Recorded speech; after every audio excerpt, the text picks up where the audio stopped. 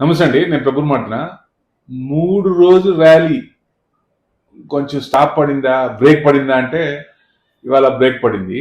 But broader market is good.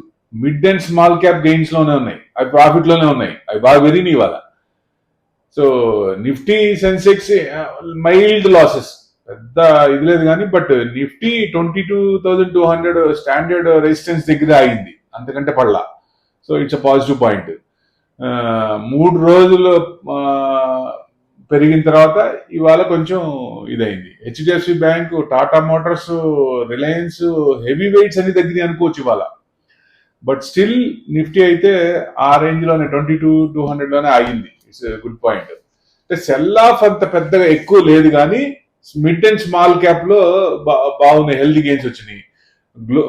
Global cues లో అన్ని mixed ఉన్నాయి కాబట్టి ఈ డొమెస్టిక్ మార్కెట్ సెంటిమెంట్ బూస్ట్ చేయడానికి కొంచెం ఇదైంది అనుకోవచ్చు ఒక రకంగా. ఇవాళ నైట్ యుఎస్ ఇన్ఫ్లేషన్ ఉంది.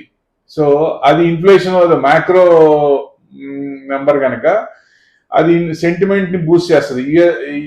యుఎస్ ఫెడ్ కి ఇంట్రెస్ట్ రేట్ తగ్గించడానికి కానీ పెంచడానికి కానీ. So it's important to watch. ఇంకా చూసుకుంటే 30 స్టాక్స్ లో, సెన్సెక్స్ లో 16 స్టాక్స్ డౌన్ టోటల్ గా చూస్తే. ఇన్వెస్టర్స్ అంటే ఇవాళ ఇంత మార్కెట్ ఫ్లాట్ గా ఉన్నా, మైల్డ్ లాసెస్ లో ఉన్నా 2 లక్షల కోట్లు పెరిగింది ఇన్వెస్టర్స్ ఆస్తి. So it's positive sign.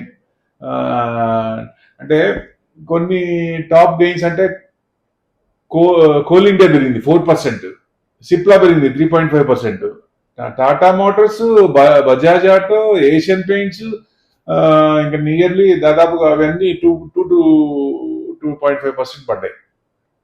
So overall గా అంత 3 days పెరిగిన అంత ఒకేసారి అంత పడలేదు.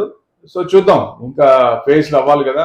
సో ఇంకా ఏంటి, ఏమన్నా నెగిటివ్ వస్తుందా, పాజిటివ్ వస్తుందా, we have to see. So definite గా అంత రాకపోవచ్చు హెవీ సెల్లింగ్. అంటే ఇవాళ కూడా ఎఫ్ఐఐస్ ఎంత అమ్మారు అనేది ఇంకా అప్పుడే రాదు. సో ఎఫ్ఐఐస్ ఎంత అమ్మారు, డిఐస్ ఎంత కొన్నారు, మేబీ బ్యాలెన్స్ అయి ఉండొచ్చు. బహుశా వీళ్ళు ఎంత అమ్ముండే వాళ్ళు అంత కొని ఉంటారు, అందుకే మార్కెట్ పడలేదు అనుకోవచ్చు. చూద్దాం. Let us hope. Thank you very much.